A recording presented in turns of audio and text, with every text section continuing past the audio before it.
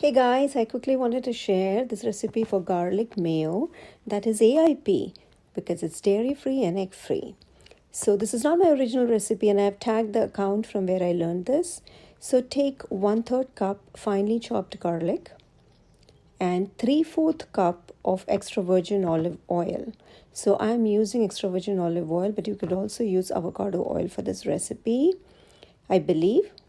And then 3 tablespoons lemon juice plus 1 tablespoon water. Add all of this and use a Cuisinart hand blender. Now blend for the first minute without moving the blender.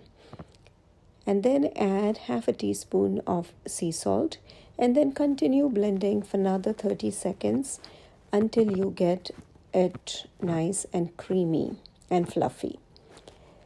Now, my color looks yellowish because I use extra virgin olive oil. If you use avocado oil, I guess it'll be whiter.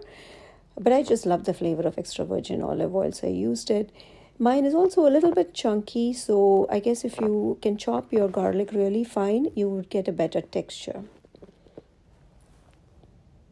Now for the taste test.